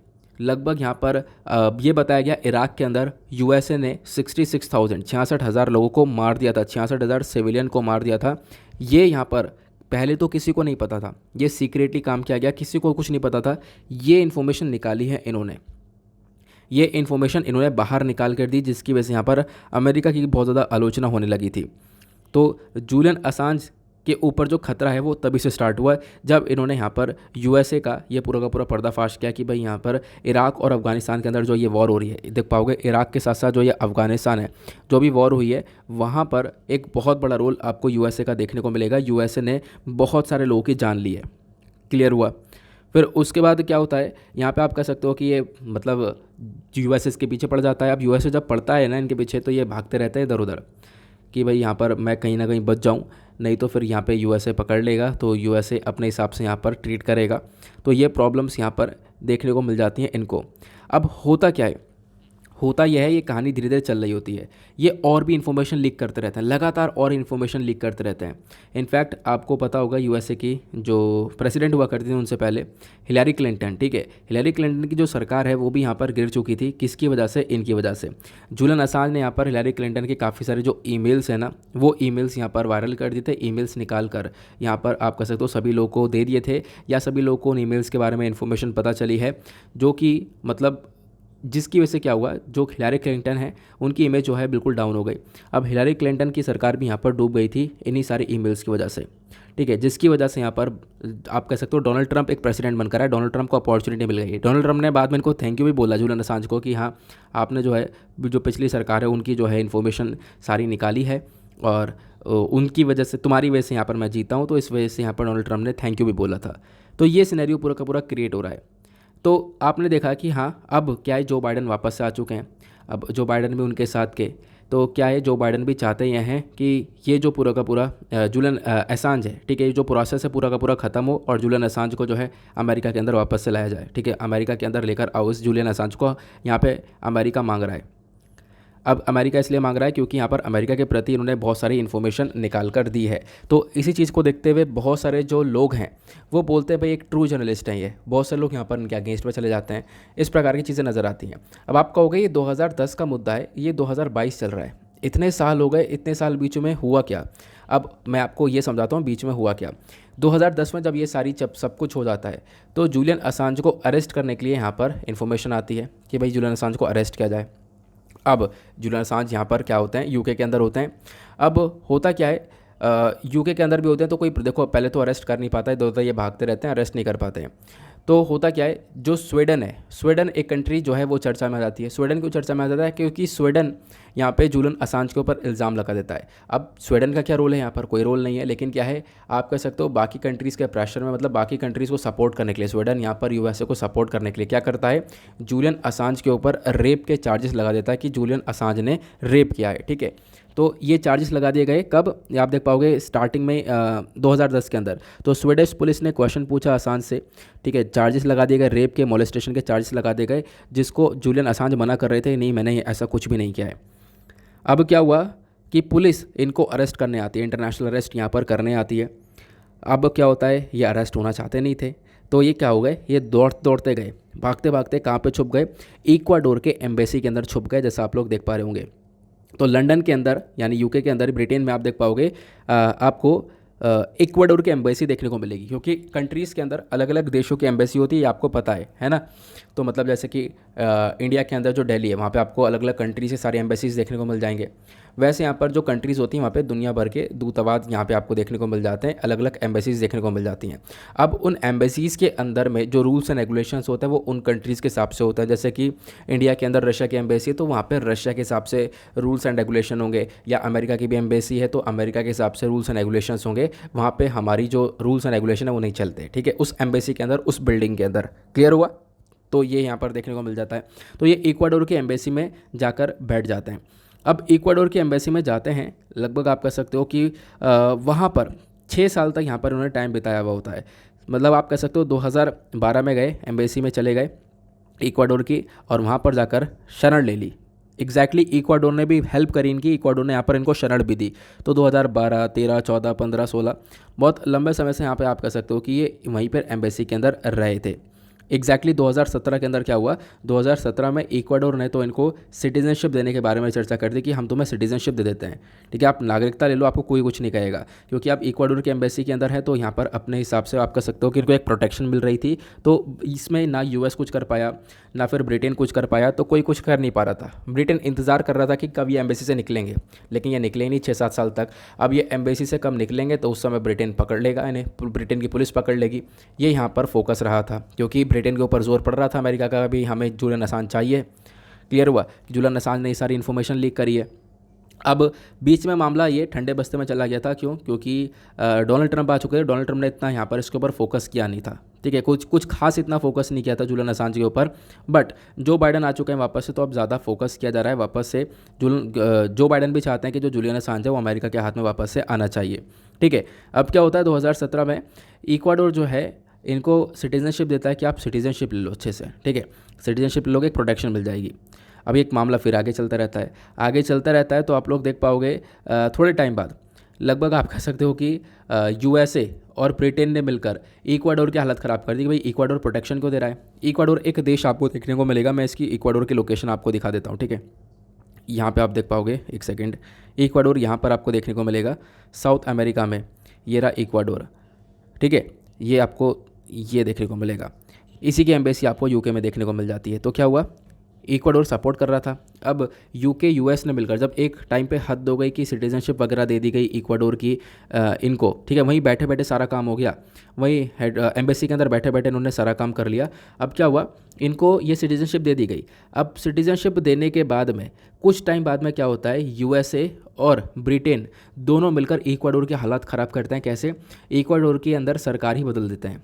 हाँ, अब इतना कुछ हो जाता है कि इक्वाडोर के अंदर सरकार चेंज हो जाती है। अब सरकार चेंज हो जाती है तो अब नई सरकार आती है, वो बेसिकली यहाँ पर प्रो यूएस और प्रो ब्रिटेन की साइड में आपको देखने को मिलेगी, इनकी बात मानती हुई नजर आएगी। तो वो क्या करते हैं, वो अब कोई नया लीडर आया इक्वाडोर के अंदर, तो वो वापस से जूलियन असांज की सिटीजनशिप को ले लेते हैं, ठीक है, वो वापस से सिटीजनशिप को ले लिए। ये आप देख पाओगे। तो असांज को अरेस्ट कर लिया जाता है इक्वाडोरियन एम्बेसी के अंदर में, ठीक है, ये आप लोग देख पाओगे 2019 में वापस से अरेस्टिंग वगैरह हो जाती है। तो आप कह सकते हो कि कितने समय से घुसे हुए एम्बेसी के अंदर, बहुत लंबे समय पहले घुस गए थे, लेकिन 2019 में आप देख पाओगे इस प्रकार से इनको अरेस्ट कर लिया जाता है, ठीक है। अब अरेस्ट करने के बाद में अब यूके के हाथ में थे ये। अब क्या है, अब जो नई इन्फॉर्मेशन निकल कर आती है वो ये है कि हाँ बिल्कुल ब्रिटेन ने क्या किया है, अब ये एक्स्ट्राडिट कर रहे हैं, ब्रिटेन यहाँ पर इनको पहुँचा देंगे, कहाँ पर, यूएसए को है। तो ब्रिटेन यहाँ पर इनको सौंप देने वाले हैं यूएसए को। ये आप लोग देख पाओगे, ये इन्फॉर्मेशन हमारे पास निकल कर आती है। क्लियर हुआ? तो ये सारी इन्फॉर्मेशन मैं आपको दिखा दी। आप लोग एक बार जिस्ट देखना चाहते हो, एक रिवीजन लेना चाहते हो, तो यहाँ पर देख सकते हो 5 अप्रैल 2010 के अंदर एक वीडियो रिलीज़ करता है विकीलीक, जिसके फाउंडर जूलियन असांज है। ये दिखाते हैं कि किस प्रकार से जो अपाची हेलीकॉप्टर्स होते हैं यूएसए के, ठीक है, वो यहाँ पर इराक के अंदर बहुत सारी बम्बार्डिंग करते हैं और बहुत सारे लोगों की जान ले लेते हैं। लगभग 66,000 लोगों की जान ली जाती है 2007 के अंदर यूएसए के थ्रू। तो ये सारी इन्फॉर्मेशन लीक कर जाती है इनके थ्रू, ठीक है। तो इसी वजह से यहाँ पर इनका ये मामला देखने को मिला। साथ साथ जो नए नए लीडर्स आते हैं वो ये बोलते हैं कि भाई जूलियन असांज ने एस्पियोनेज एक्ट का वॉयलेशन किया है। मतलब जो जासूसी है, वो बेसिकली जासूसी को रोकने के लिए एक एक्ट देखने को मिलेगा, एस्पियोनेज एक्ट ऑफ 1917।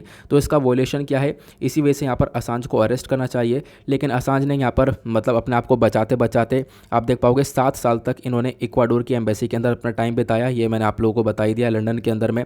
अब क्या हुआ, इनको एक तरीके से जब भी मतलब इतने हालात ख़राब हो गए, फिर उसके बाद में मतलब आप कह सकते हो इक्वाडोर के अंदर सरकार वगैरह बदल गई और इक्वाडोर ने इनके पास से सिटीजनशिप वगैरह छीन ली है।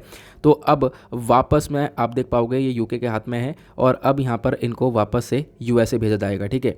तो यूएसए की ने मांग की थी इस व्यक्ति की, तो यूएसए यहाँ पर वापस से लेने वाला है। तो ये इन्फॉर्मेशन हमारे पास निकल कर आई है। आई होप आप लोग यहाँ पर इसको अच्छे से समझ चुके होंगे।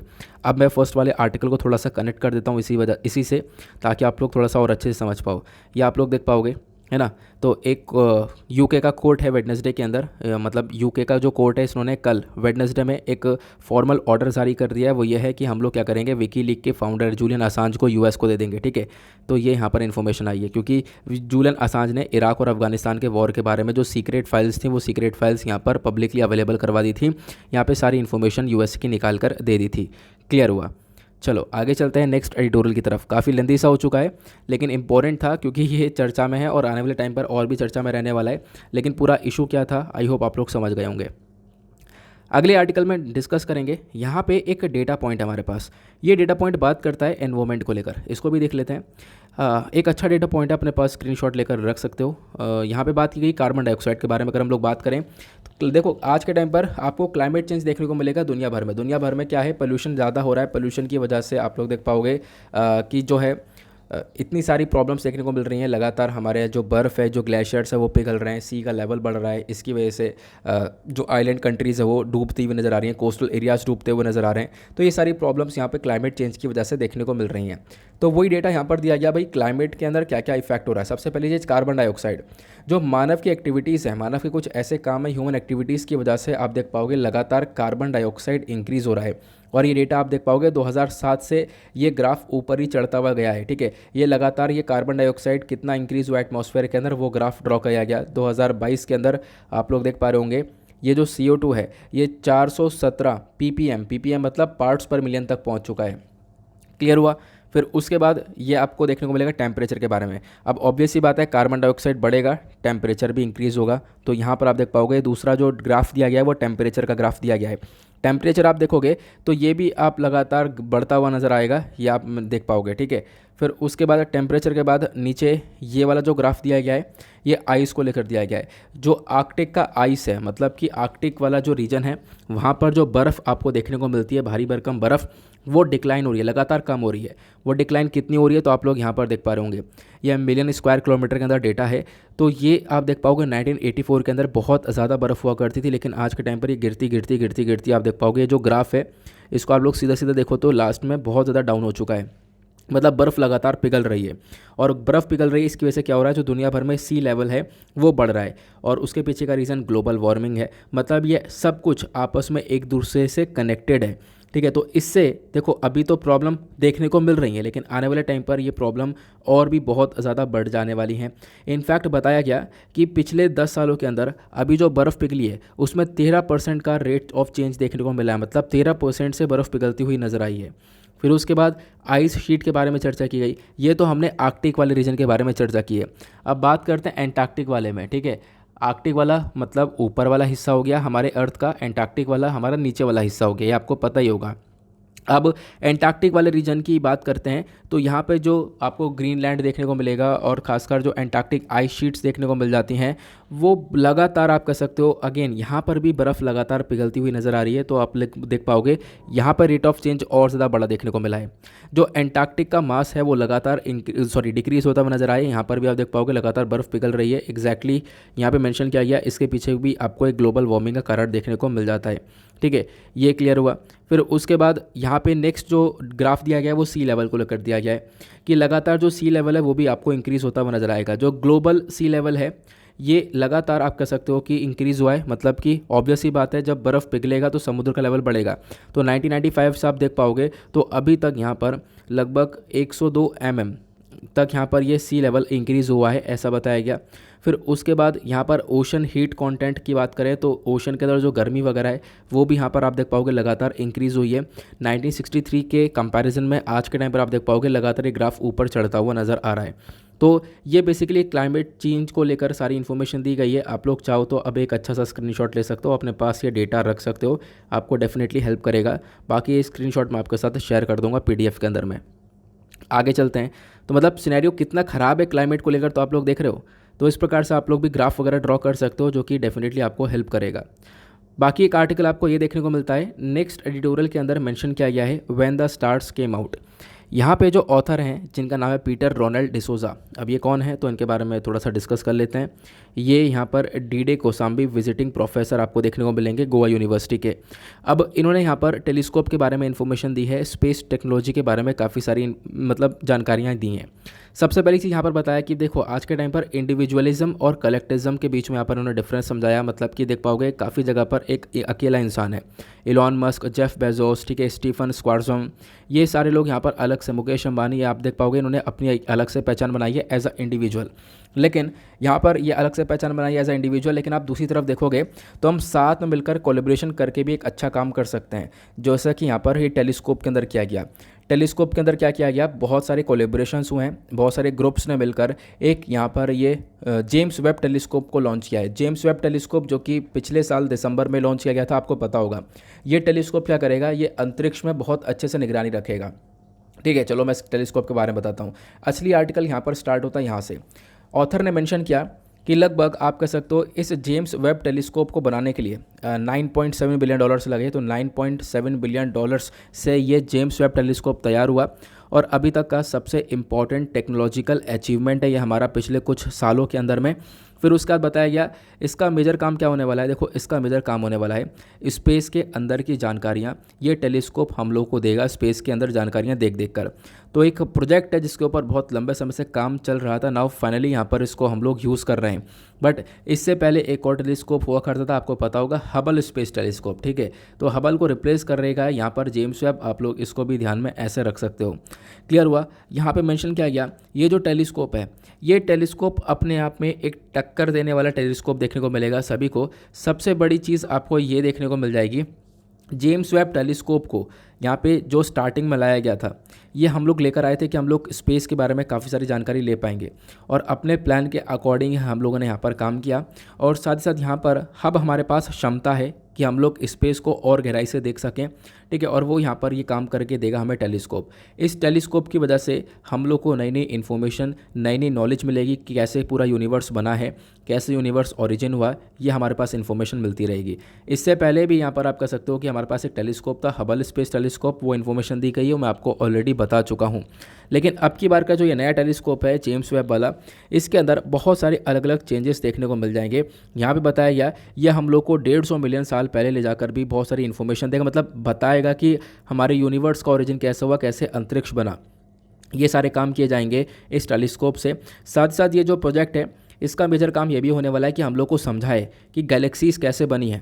ठीक है, गैलेक्सीज़ कैसे इवॉल्व हुई हैं, कैसे बनती हैं, वो सारी इन्फॉर्मेशन भी हम लोग को ये टेलीस्कोप सारी देता रहेगा स्पेस की।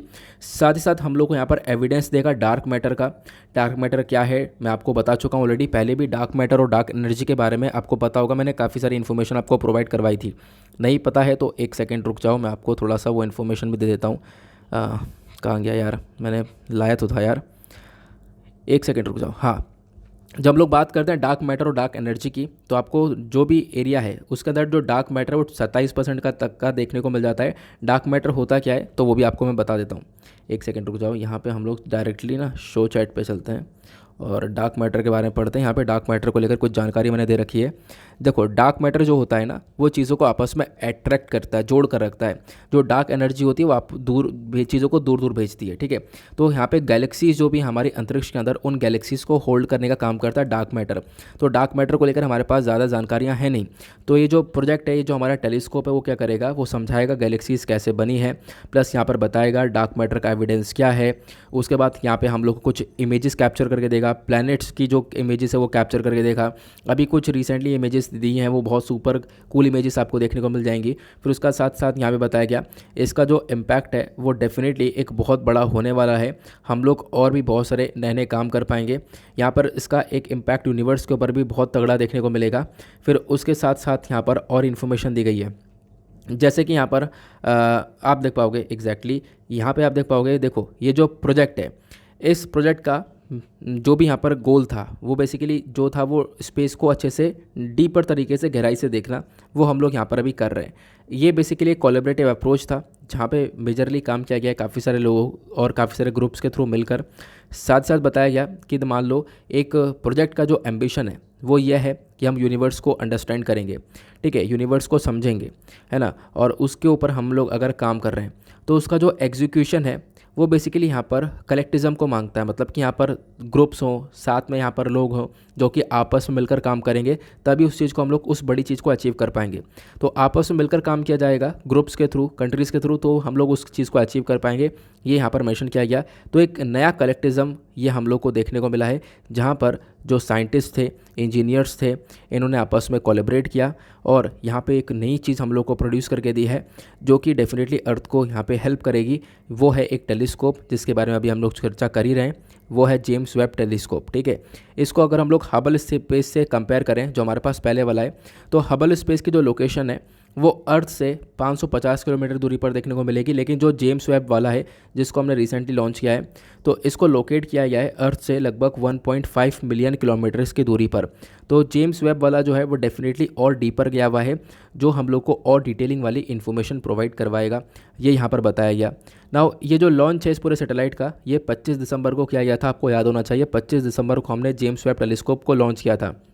ये बेसिकली एक जॉइंट प्रोजेक्ट था, जैसे मैं आपको बता चुका हूँ ऑलरेडी। यहाँ पे अलग अलग कंट्रीज़ ने मिलकर काम किया है। नासा ने यहाँ पे काम किया, नासा यूएसए की स्पेस एजेंसी हो गई, फिर उसके बाद यूरोपियन स्पेस एजेंसी यूरोप की हो गई, फिर देन उसके बाद कैनेडियन स्पेस एजेंसी कनाडा का हो गई।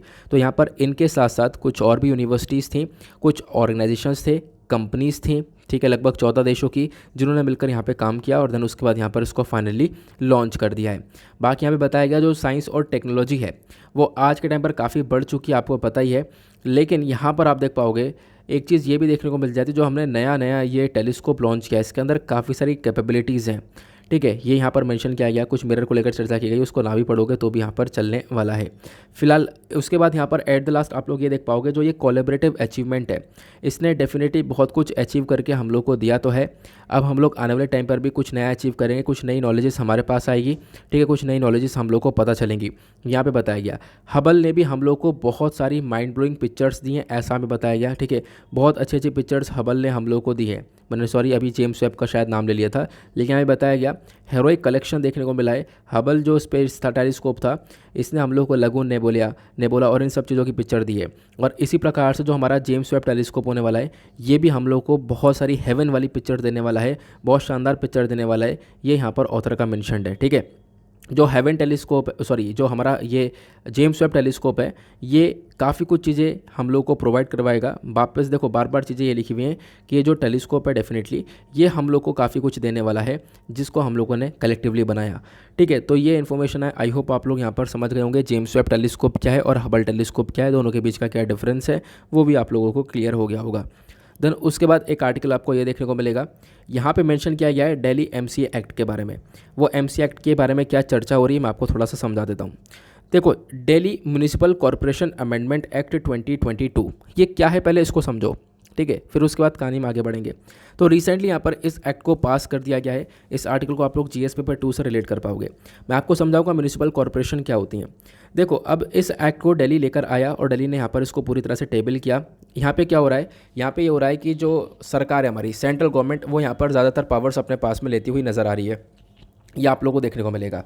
पहले मैं आपको एक मैप दिखाता हूँ। पहले आप लोग ये वाला मैप देखो, यहाँ पर ये दिल्ली का म्यूनिसिपल कॉरपोरेशन का मैप है। आज के टाइम पर 3 हिस्सों में ये बटा हुआ है, ठीक है, ट्राइफर्केशन हुआ है। एक तरफ नॉर्थ एंड सेंट्रल दिल्ली का एमसी आपको अलग देखने को मिलेगा, उसके बाद इधर साउथ दिल्ली और इधर बाद यहाँ पर आपको ईस्ट दिल्ली देखने को मिलेगा। तो तीनों यहाँ पर ट्राइफिकेशन अलग अलग हुआ है। अब इन तीनों को यहाँ पर आप कह सकते हो यूनिफाई करने के बारे में चर्चा की गई है कि तीनों को मिलाकर हम लोग एक ही म्यूनिसिपल कॉरपोरेशन बना देंगे, ये यहाँ पर चर्चा की जा रही है। तो क्या कॉन्टेक्स्ट है, कॉन्टेक्स्ट यही है, मिनिस्ट्री ऑफ होम अफेयर्स ने यहाँ पर एक प्रपोजल क्लियर कर दिया है और यहाँ पे मेंशन किया है कि हम लोग क्या करेंगे, हम लोग यहाँ पर ये जो तीनों म्यूनिसिपल कॉरपोरेशंस हैं उन तीनों को मर्ज कर देंगे। इसी को लेकर ये बिल लाया गया और इसी की वजह से यहाँ पर ये एक्ट बना। तो इस एक्ट का मेजर मकसद है साउथ, नॉर्थ और ईस्ट वाली म्यूनिसिपल कॉरपोरेशन को मर्ज कर देना। और ये साउथ, नॉर्थ, ईस्ट ये अलग अलग कब बटी थी, ये अलग अलग बटी थी आज से 10 साल पहले 2011 के अंदर। तो 2011 में सरकार ने इनका ट्राइफर्केशन किया था, मतलब ये पहले भी एक ही हुआ करती थी, लेकिन क्या हुआ, इनको 3 हिस्सों में बांट दिया गया था। पहले बांटा इसलिए गया था ताकि जो बेटर एफिशिएंसी वो हम लोग देख सकें। मतलब पहले एक बड़ा हिस्सा था वो सही से काम नहीं कर पा रहा था, तो उसको छोटे छोटे हिस्सों में बांट दिया गया ताकि वो सही से उसकी एफिशिएंसी बढ़ा पाएँ, सही से हम लोग उसके रिगार्डिंग काम कर पाएँ, ठीक है। चलो फिर उसके बाद यहाँ पर आप लोग देख पाओगे और क्या बताया गया, ये जो फाइनल नोटिफिकेशन था ट्राइफर्केशन का, मतलब जब 3 हिस्सों में इसको बांटा गया था तो वो प्रॉपरली जो फाइनल नोटिफिकेशन है वो जनवरी 2012 के अंदर में आया था और जिसके बेसिस पर यहाँ पे म्यूनिसिपल बॉडीज़ को बांट दिया गया 3 हिस्सों के अंदर में। तो 3 हिस्से यहाँ पे कर दिए गए थे, आपको पता होगा, इसके बारे में पता होना चाहिए म्यूनिसिपल कॉरपोरेशन के रिगार्डिंग। अब 3 हिस्सों में जो 2 हिस्से थे नॉर्थ और साउथ वाला, इसमें 104 वार्ड आपको देखने को मिल जाएंगे और जो ईस्ट वाला था उसमें 64 वार्ड देखने को मिलेंगे। तो आपको पता होगा इसके अंदर भी एक एरिया है, तो वहाँ पर भी आपको अलग अलग वार्ड्स देखने को मिलते हैं, उस वार्ड्स के हिसाब से काम चलता है ना, ये आपको पता होगा। बाकी यहाँ पे क्या बताया जा रहा था, देखो यहाँ पे बताया जा रहा है कि आज के टाइम पर इस एक्ट की ज़रूरत क्यों है। ज़रूरत यह है कि आज के टाइम पर क्या हो रहा है ना, बहुत सारी प्रॉब्लम्स फेस की जा रही है। मतलब ये जो ट्राइफोर्केटेड एमसीडी है, एमसीडी यहाँ पे मैंने आपको बताया जो यहाँ पर म्यूनिसिपल कॉर्पोरेशन पूरा का पूरा डिपार्टमेंट देखने को मिल जाता है। अगर हम इसको लेकर चर्चा करें तो जो ट्राइफोर्केटेड ये पूरा का पूरा तीनों जुड़ा हुआ है, तीनों जुड़ा हुआ आपस में बहुत सारी प्रॉब्लम क्रिएट कर रहा है। जैसे कि यहाँ पर आप देख पाओगे नॉन पेमेंट ऑफ सैलरीज देखने को मिल रही है, जो सफाई कर्मचारी हैं उनको सैलरीज नहीं मिल पा रही हैं प्रॉपरली, है ना। और प्रॉपर्टी डिस्ट्रीब्यूशन, जो प्रॉपर्टी टैक्स उसका प्रॉपर डिस्ट्रीब्यूशन नहीं देखने को मिलेगा। बहुत सारी चीज़ें यहाँ पर हो पा रही हैं, ठीक है। जो प्रॉपर्टी टैक्स कमाया जा रहा है इनके थ्रू, उनका प्रॉपर डिस्ट्रीब्यूशन नहीं हो पा रहा है तीनों बॉडीज़ के बीच में, मैनेजमेंट प्रॉपरली नहीं चल पा रहा है, ठीक है, तीनों के बीच में, ये यहाँ पर बताया गया। प्लस जो डिवीजन है, जो ट्राइफर्केशन है, ये देखो ये सरकार ये बोलती है हम लोग एक्ट को क्यों लेकर आ रहे हैं, मतलब हम लोग वापस से क्यों जोड़ रहे हैं, वापस इसलिए जोड़ रहे हैं क्योंकि अभी भी काफ़ी सारी प्रॉब्लम्स है, सफाई कर्मचारी इसके ऊपर ध्यान नहीं मिल रहा है। दूसरा यहाँ पर ये जो ट्राइफर्केशन है, ये बेसिकली यहाँ पर बोला गया कि आप कह सकते हो कि प्रॉब्लम्स क्रिएट कर रहा है। एक ह्यूज गैप यहाँ पर देखने को मिल जाएगा। इनके पास जो भी रिसोर्सेज अवेलेबल हैं वो बहुत कम आपको देखने को मिल जाएंगे। तो उसके अंदर एक बहुत मतलब जिम्मेदारियाँ बहुत ज़्यादा हैं, रिसोर्सेज और जिम्मेदारियों के बीच में एक बहुत बड़ा गैप देखने को मिल जाएगा। तो ये प्रॉब्लम यहाँ पर देखने को मिल जाती है। फिर तीसरा यहाँ पर आप देख पाओगे जो ये गैप है ये थोड़ा सा बढ़ चुका है। आज के टाइम पर क्या हो रहा है ना कि जो ये तीनों म्यूनिसिपल कॉर्पोरेशंस हैं यहाँ पे बहुत सारी डिफ़िकल्टीज़ फेस करने को मिल रही हैं। पैसों की बहुत बड़ी कमी यहाँ पर आपको देखने को मिल जाएगी। अब पैसों की कमी की वजह से यहाँ पे ये लोग सैलरीज़ और जो भी यहाँ पे लोगों का रिटायरमेंट होता है उसके बेसिस पर कुछ पेमेंट वगैरह होती है, वो यहाँ पर ये कॉर्पोरेशंस पेमेंट वगैरह नहीं कर पा रही हैं एम्प्लॉइज़ को, ठीक है। तो इसी वजह से क्या हो रहा है, तीनों को वापस से मर्ज कर दिया जाएगा और यहाँ पर केंद्र सरकार का जो रोल है वो बढ़ा दिया जाएगा। ये आप लोग यहाँ पर देख पाओगे। तो ये जो एक्ट आ रहा है बेसिकली यहाँ पर आप देख पाओगे तीनों को मर्ज करने के बारे में चर्चा की जा रही है। अब मर्ज करने के बारे में क्यों चर्चा की जा रही है, क्योंकि मैंने आपको बता दिया, क्योंकि हालात यहाँ पर अभी भी काफ़ी ख़राब हैं। अब बात करते हैं म्यूनिसिपल कॉर्पोरेशन के बारे में। म्यूनिसिपल कॉर्पोरेशन होती क्या है। इंडिया के अंदर जो म्यूनिसिपल कॉर्पोरेशन है वो एक अर्बन लोकल गवर्नमेंट होता है। आपको पता होगा जब हम लोग सरकारी सिस्टम देखते हैं तो उस पर हमारी केंद्र सरकार, फिर राज्य सरकार, फिर हमारी लोकल गवर्नमेंट आती है। लोकल गवर्नमेंट के अंदर अर्बन लोकल और रूरल गवर्नमेंट, रूरल लोकल दोनों देखने को मिलेगी। अब बात करते हैं अर्बन लोकल गवर्नमेंट की, तो बेसिकली अर्बन लोकल गवर्नमेंट का मेजर रिस्पॉन्सिबिलिटी, यानी जो शहर के अंदर लोकल सरकार है उनकी रिस्पॉन्सिबिलिटी क्या होती है कि शहर की डेवलपमेंट के ऊपर ध्यान दिया जाए। ऐसे शहर जहाँ पर जनसंख्या 10 लाख से ज़्यादा की हो, ठीक है। फिर उसके बाद यहाँ मेंशन किया गया, अभी इन अर्बन लोकल बॉडीज़ को आप लोग अलग अलग नाम से जानते होंगे, जैसे महानगर पालिका, नगर पालिका, नगर निगम, सिटी कॉरपोरेशन, ठीक है। ऐसे यहाँ पे अलग अलग नाम देखने को मिल जाते हैं। नाउ ये जो म्यूनिसिपल कॉरपोरेशन है इनको बनाया गया था स्टेट्स के अंदर में एक एक्ट ऑफ स्टेट लेजिस्लेचर के थ्रू, और यूनियन टेरिटरी में बनाया गया था एक्ट ऑफ पार्लियामेंट के थ्रू। तो राज्यों में एक्ट ऑफ स्टेट लेजिस्लेचर से ये काम आया, और हमारे जो एक तरीके से पार्लियामेंट है, सॉरी यूनियन टेरिटरी है, क्योंकि स्टेट और यूनियन टेरिटरी आपको अलग अलग देखने को मिलेगी। अब यूनियन टेरिटरी के अंदर क्या हुआ, एक्ट ऑफ पार्लियामेंट की मदद से म्यूनिसिपल कॉर्पोरेशन को लाया गया था। तो आज के टाइम पर दिल्ली भी यूनियन टेरिटरी है, तो यहाँ पर बेसिकली पार्लियामेंट के एक्ट की वजह से ही इसको लाया गया था। तो आप लोग ध्यान रख सकते हो। बाकी जो म्यूनिसिपल गवर्नमेंट होती है ये बेसिकली कहाँ पर ज़्यादा डिपेंडेंट होती है, तो ये प्रॉपर्टी टैक्स रेवेन्यू के ऊपर डिपेंडेंट होती है। प्रॉपर्टी टैक्स रेवेन्यू उनके पास में आता है, उसके मदद से यहाँ पर ये बॉडीज़ काम करती हैं। नाउ पहला जो म्यूनिसिपल कॉर्पोरेशन इंडिया के अंदर में वो कब क्रिएट किया गया था, वो क्रिएट किया गया था, वो जो पहला कॉर्पोरेशन था वो था मद्रास 1688 में क्रिएट किया गया। उसके बाद बॉम्बे और कलकत्ता 1726 में। क्वेश्चन ये है म्यूनिसिपल कॉर्पोरेशन की आवश्यकता क्यों है। आवश्यकता इसलिए क्योंकि जो जनसंख्या है वो लगातार बढ़ रही है। एग्जैक्टली अर्बनाइजेशन हम लोग देख पा रहे हैं, भारत के अंदर लोग शहर की तरफ बढ़ जाते हैं, ठीक है। शहरीकरण आपको देखने को मिलेगा, जहाँ पर काफ़ी सारे लोग आज के टाइम पर शहर के अंदर देखने को मिलेंगे। तो इसी वजह से हम लोग को म्यूनिसिपल कॉर्पोरेशन की रिक्वायरमेंट पड़ जाती है, क्योंकि इनके गवर्नेंस के ऊपर भी तो ध्यान देना होगा, इनको सही से गवर्न भी तो करना होगा, इनको बेसिक इनकी एसेंशियल चीज़ें प्रोवाइड करवानी होंगी, जैसे health care, education, housing, transportation. तो एक एक व्यक्ति के ऊपर कैसे ध्यान रखा जा सकता है, ठीक है। तो इसी वजह से यहाँ पर लोकल लेवल पर म्यूनिसिपल कॉर्पोरेशंस को बनाए गए ताकि वो यहाँ पर लोगों के ऊपर ध्यान दे सकें। अब म्यूनिसिपल कॉर्पोरेशन को लेकर हमारे संविधान में क्या क्या प्रोविजंस है ये भी आपको पता होना चाहिए। हमारे कॉन्स्टिट्यूशन ऑफ इंडिया के अंदर बात करें तो कोई भी प्रोविजंस मतलब पहले ही तुरंत नहीं बने हुए थे, आप लोग को ध्यान रखना है। लोकल सेल्फ गवर्नमेंट के लिए हमने क्या किया, आर्टिकल 40 को लेकर आए, मतलब आर्टिकल 40 एक एक्सेप्शन देखने को मिलेगा। आर्टिकल 40 जो है डीपीएसपी के अंदर वो एक्सेप्शन है, अदरवाइज हमारे पास कोई भी ऐसा प्रोविज़न नहीं था जो कि लोकल सेल्फ गवर्नमेंट को बनाता था, ठीक है। तो मतलब कि आप कह सकते हो सिंपल सी भाषा यह है, लोकल गवर्नमेंट के लिए हमारे पास कोई भी एक्ट वगैरह नहीं था। हमने यहाँ पे अमेंडमेंट कर करके, मतलब संशोधन, चेंजेस कर करके लोकल गवर्नमेंट को लेकर आए। जैसे एक अमेंडमेंट किया गया था 74th अमेंडमेंट एक्ट आया 1992 में, और इसकी में से हमें पार्ट 9A को ऐड किया गया हमारे संविधान में, जो कि यहाँ पर म्यूनिसिपैलिटी और नगर पालिका से डील करता है। फिर उसके बाद हमने यहाँ पर 243 पी हो गया 243 पी से लेकर 243 जेड जी तक हम लोगों ने ऐड कर दिया। 12th शेड्यूल जो है ऑफ द कॉन्स्टिट्यूशन यहाँ पे ऐड किया गया, इसके अंदर 18 आइटम्स ऐड करे गए। ठीक है, तो मतलब धीरे धीरे चीज़ें आई हैं। हमारे पास लोकल सेल्फ गवर्नमेंट पहले से नहीं था, हमने अमेंडमेंट कर करके चीज़ों को ऐड किया है, तो आप लोग ध्यान रख सकते हो। बाकी आपको पता चल ही चुका है ये क्या कैसे काम करता है, लोकल गवर्नमेंट कैसे काम करती है, म्यूनिसिपल कॉर्पोरेशंस क्या होते हैं, ये आपने समझ लिया। कंपोजिशन के बारे में बात करें तो जो हर एक म्यूनिसिपल रीजन होता है उसके अंदर आप कह सकते हो उसको डिवाइड किया जाता है अलग अलग कॉन्स्टिट्यूएंसी के अंदर, जिसको हम लोग वार्ड बोलते हैं। आपने देखा होगा आपके एरिया में, ठीक है, ये वार्ड पड़ता है, वो वार्ड पड़ता है, तो वो अलग अलग वार्ड्स यहाँ पर देखने को मिलते हैं। वो जो वार्ड है ना, वो उस शहर के पॉपुलेशन के ऊपर डिपेंड करते हैं। ठीक है, तो आप लोग ध्यान रख सकते हो इसके बारे में। बाकी हर एक वार्ड का अपना एक मतलब जो हर एक वार्ड होता है वो अपने रिप्रेजेंटेटिव को इलेक्ट करता है, अपने लीडर को इलेक्ट करता है वोटिंग के माध्यम से, तो ये भी आपको पता होगा। ठीक है, तो ये इन्फॉर्मेशन यहाँ पर दी गई है। आई होप आप लोग को ये क्लियर हो चुका है सारी इन्फॉर्मेशन। म्यूनिसिपल कॉर्पोरेशन क्या है, कहाँ से कहाँ तक प्रोविजंस के अंदर मेंशन्ड है, म्यूनिसिपल कॉर्पोरेशन कैसे काम करता है, प्लस अभी यहाँ पर मर्ज करने के बारे में चर्चा कर दी है। ठीक है, स्टेट के लेवल पर और सेंटर के लेवल पर कैसे लाया जाता है ये हमने समझा। अब ऑथर यहाँ पर बोलते हैं कि भाई यहाँ पे ये जो काम किया गया है, ये तीनों को जो मर्ज किया जा रहा है, इस मर्जिंग की वजह से कहीं ना कहीं जो फेडरलिज्म का कॉन्सेप्ट है, फेडरलिज्म क्या है, तो ये है हमारा संघवाद का ढांचा, जहाँ पर स्टेट गवर्नमेंट और साथ साथ हमारी जो यूनियन गवर्नमेंट है साथ में मिलकर काम करती है। लेकिन ऐसा कुछ देखने को मिल नहीं रहा है। यहाँ पर बोला गया कि इसकी वजह से जो सेंट्रल गवर्नमेंट है उसका रोल ज़्यादा हो जाएगा, सेंट्रल गवर्नमेंट यहाँ पर ज़्यादा अपनी चलाने लगेगा, सेंट्रल गवर्नमेंट का दबदबा यहाँ पर ज़्यादा देखने को मिल जाएगा अगर हम लोग तीनों को मर्ज कर देते हैं तो इसकी मदद से यहाँ पर आप देख पाओगे जो फेडरलिज्म का कॉन्सेप्ट है वो कहीं ना कहीं वॉलेट होता हुआ नजर आ रहा है। फेडरलिज्म का कॉन्सेप्ट को खंडित कर दिया गया है। ठीक है, ये यहाँ पर ऑथर का कहना है। क्लियर हुआ? तो हमने इस एडिटोरियल को भी कवर कर लिया।